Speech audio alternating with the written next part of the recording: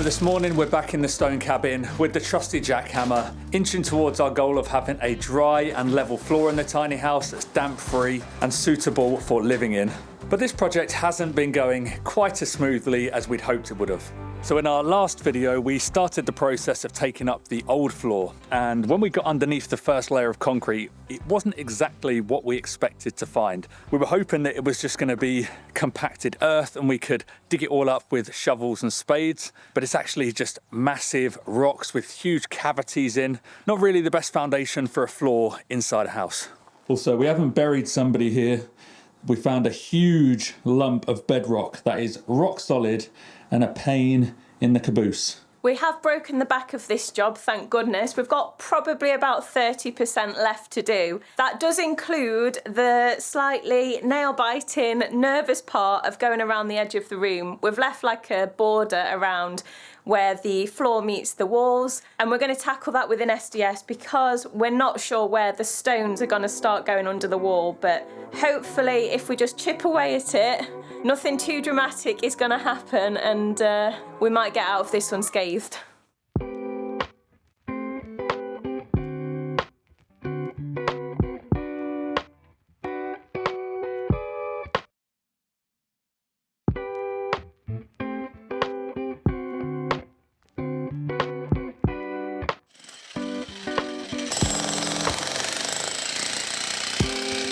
Go on. Nice little run up. Come on. 1, 2, 3. Woo!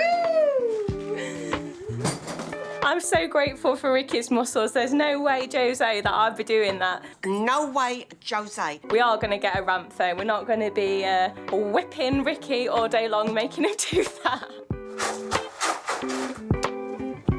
I'm going to hand over jackhammering rights to Ricky Cenas. We're coming up to a little bit of a sensitive time, and he is a little bit more cautious and a little bit more skillful, perhaps, on the jackhammering. Yeah, we've got a big stone, what do you call it, just a step? Threshold? Threshold, yeah. Threshold, we've got a big stone threshold right here, which obviously we want to keep, and we do not want to damage it on the front, but the concrete comes right up to it, and I'm guessing there's going to be a thinnish layer that's going to overlap it, so I'm going to tread carefully and hopefully preserve as much of this stone as possible.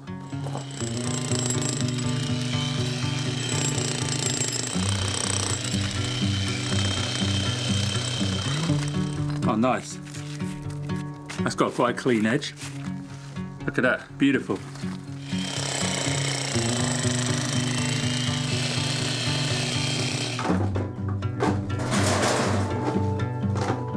That came away so easily and nicely. It's left us a really nice undamaged front.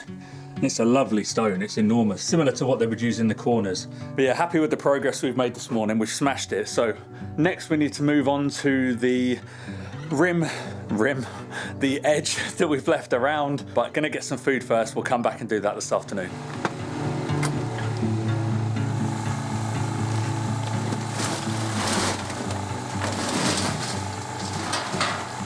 Some of these trees are absolutely laden with olives this year. It's been a bit odd though, because it's kind of been 50-50. Some of the trees have barely had a single olive on them, and then others are absolutely sagging under the weight of all the fruit. Just can't believe how many there are on these ones. I know. And you go around the other side and it's not fairly empty.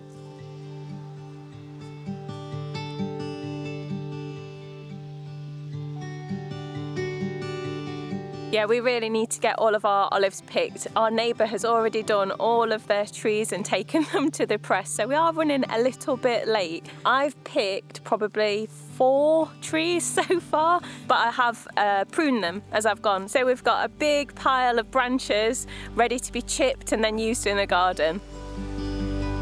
Being up here in the olive grove, I've just got a different perspective on our big pile of rubble. It's massive. Do me a favour, jump down. I want some perspective. It's massive. It somehow looks more out here than what could possibly fit in there.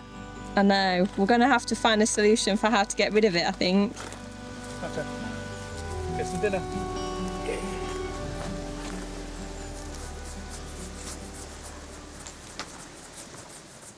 I've never valued my health as much as I do right now, so I am very health conscious.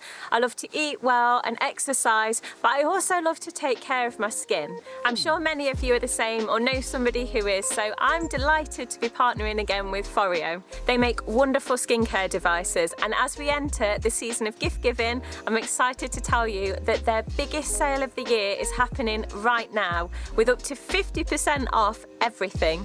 If you haven't heard me speak about this before, it is the UFO 3 and it is a deep hydration facial device. I've been using it religiously for months and it has become a staple in my daily skincare routine. I love how quick and easy it is to slot into my day, and I've been so impressed with the results that I've seen. My skin has never been this moisturised and my fine lines have noticeably reduced. Even if I wake up and my skin's a little bit lacklustre, a bit dull, 2 minutes with this and it's glowing.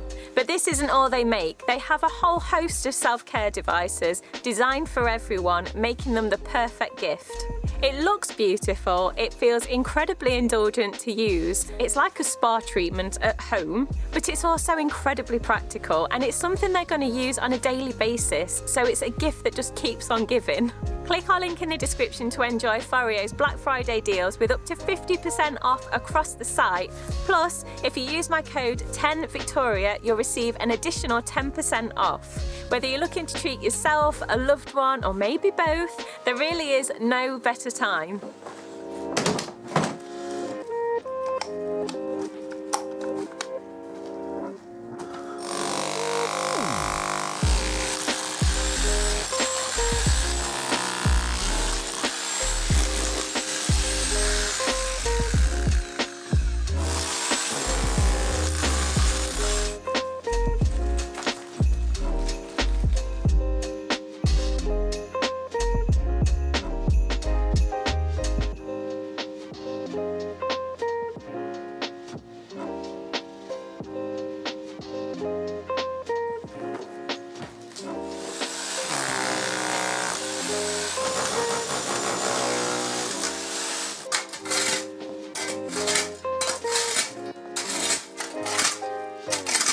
It might take a while with using that. Do you want a teaspoon? I'm just trying to go delicately. So we've hit a little bit of a snag. I mean, it's not really a problem. And in all honesty, it's something I probably should have expected because nothing is ever regular in these old stone buildings. So we dug one kind of hole straight down next to the wall and we can get down about 40 centimetres before we hit kind of a big rock that passes underneath the wall and comes in. So that was good because that would allow us to dig down a foot, 30 centimetres, to get all of our layers in. So we could do that there. But before we carried on committing, we thought, do you know what? Let's just test another area. And I'm glad we did because we broke this area down here and it's only 20 centimetres here. So we can't achieve everything we want to with the floor here because all of our different layers together comes to, what do we say, 25 centimetres? Yeah, that's right. 25 centimetres for our slab, insulation, heating, finished tile and everything in between. So the load from the wall and the foundation is spread at a 45-degree angle. If we keep going down vertically and we disturb that foundation and take out the ground around it, that's going to disturb the structure of the building and the integrity of the foundation, which we do not want to do and we want to avoid at all costs. We do need to just consider all the finished heights of the flooring, figure out if there's still any way that we can gain maybe even an extra couple of inches of the head height, figure out how deep we can go, sleep on it, and just tackle this again tomorrow.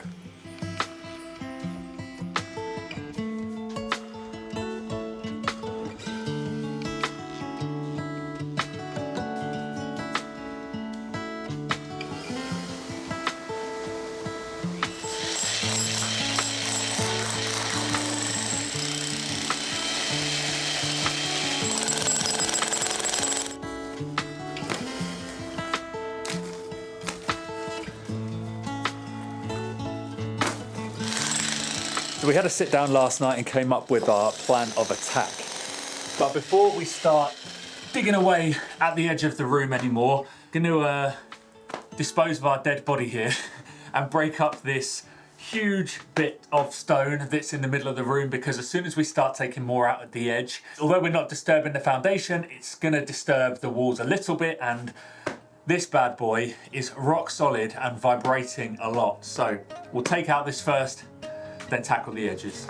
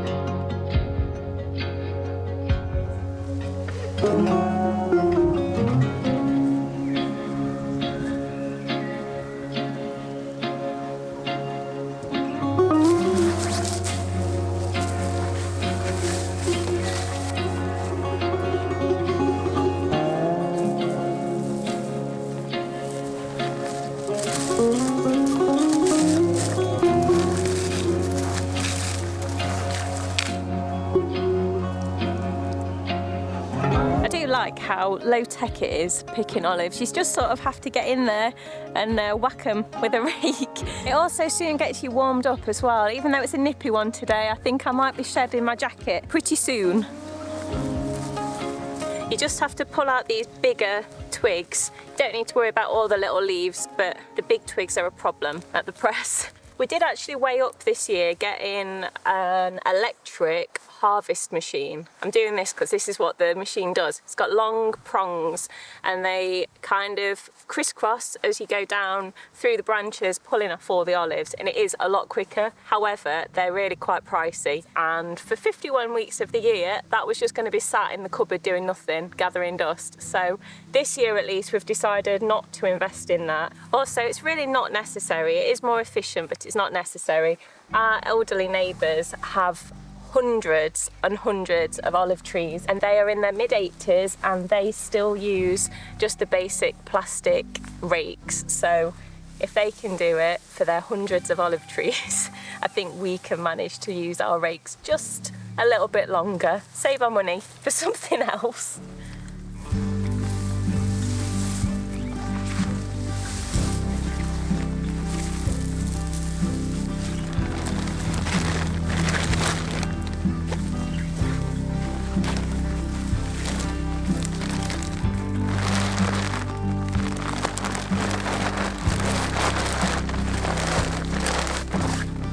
So I want to pick this next tree a little bit differently, because I want to keep all of these lovely green olives separate from the black ones. We both really like eating olives, and I've tried and failed twice to cure our own olives with brine. So this year I'm going to try something different, and I'm going to use lye, the stuff that the mafia dissolve bodies with and normal people dissolve gunk in their drains with.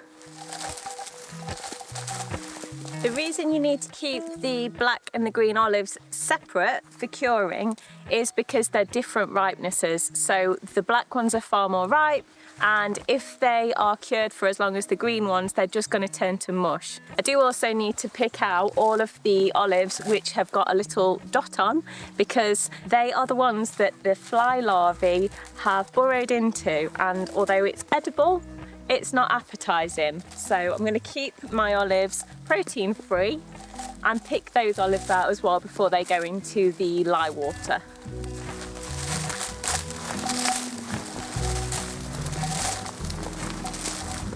Using lye has got one very big advantage, and that is the time you've got to wait. With brine, you're going to have to be patient for about 4 to 6 months before you can eat any of your olives, whereas with lye, you're going to be able to eat something within a week of picking it. So that is a huge advantage to me. Although there's no guarantee that I'm going to succeed at this method either, at least if I fail, then I'm going to fail fast and I'll be put out of my misery a lot quicker.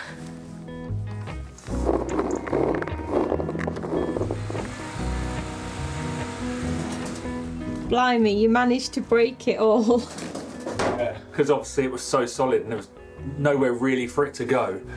Like, it's just slaking off. Is slake the right word? Have I made that word up? I think it's a real word. I don't know if it's the right use of it, but they're really thin, aren't Coming they? off in shards. Maybe that's it. Sheets. Sheets. So yeah, also it's just rock solid. It's just bouncing me around so much, and I've got a belter of a headache. Anyway, get this cleared, and then I can carry on around the edges.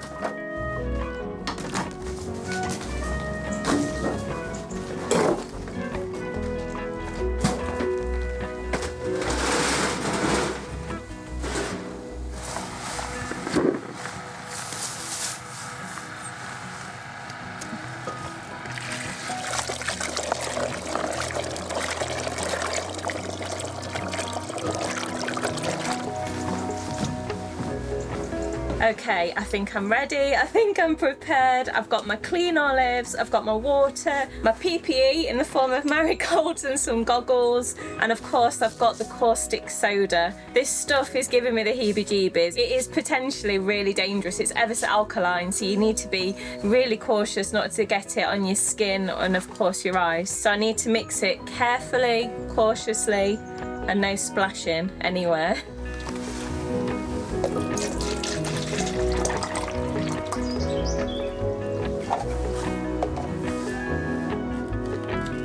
I'm so nervous.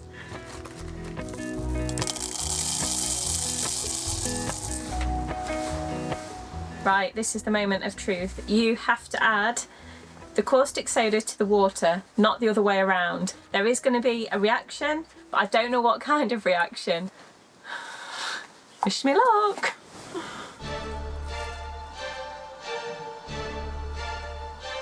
Nothing seems to be happening.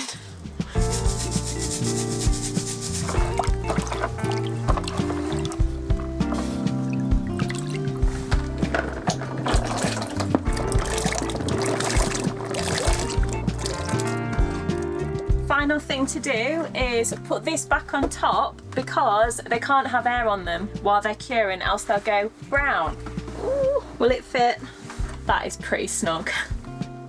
I just realised I made a real boo-boo by not covering over the table. That solution has bleached all over the wood, and the only way I'm going to be able to rectify it is by sanding it and then re-varnishing it. Oh, it's so annoying. It could have just all been avoided. So this is my public service announcement. If you're going to try doing it, please protect your work surfaces. Such a schoolgirl error. I tell you what, these olives best taste good.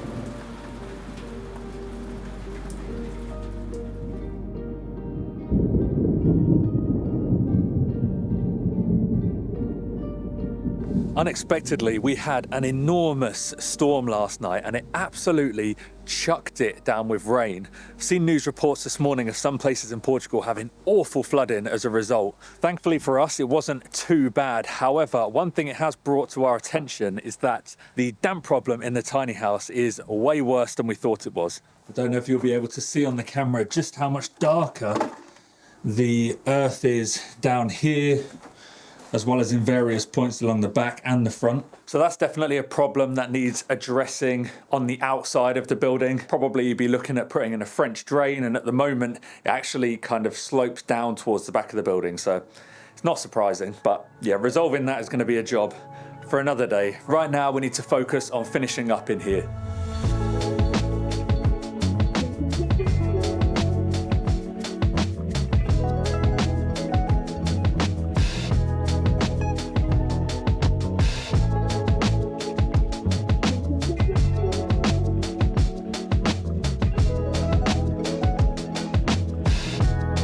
Come on then, show us what you're made of.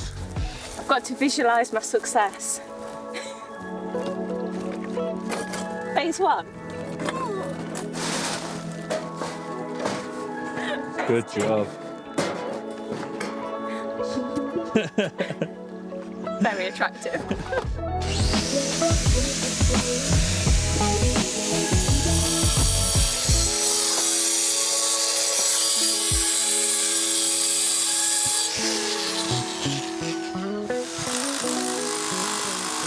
Well, that's back-breaking work, isn't it? I don't know if there's a better technique to try and break it, but I think reality is if we want to, not be too rough with it, it's got to go, softly and slowly. There's a number of stones like this one where when we've taken off the concrete screed, we're finding a lot of the time the concrete screed is about 2-3 mil over the top of these stones and they are basically at surface level. Well, we need to get rid of that because otherwise we're going to be looking at building our floor on top of that and we're going to be a taller height with less height in the room than we were to start with. So that is not an option.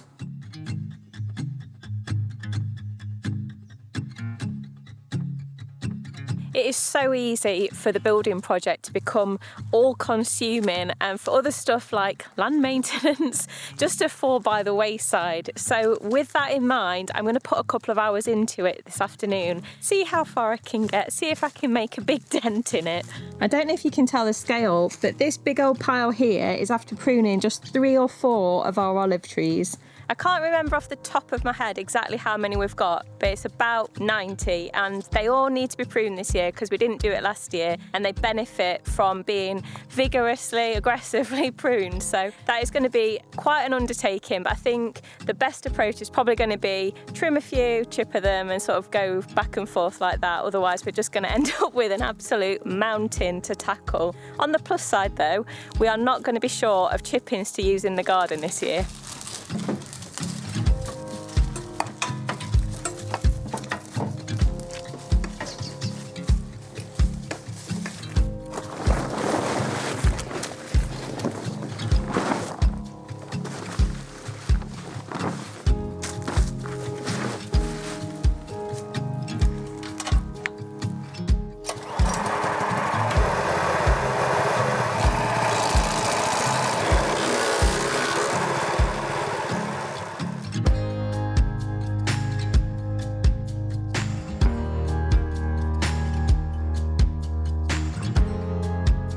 There's still plenty more of these sort of floor level stones that need breaking, so I'm gonna have to rope you in over the next few days. Bro, your muscles, go on, where are they? Yeah, there's still quite a few surface level stones that are gonna need breaking so we can get kind of part of the slab as well as the tiled floor on top of it. But yeah, I just wanna get it done as soon as possible because, I don't know about you, but I'm ready to lay a new floor. Roll on the new floor. Roll up, roll up.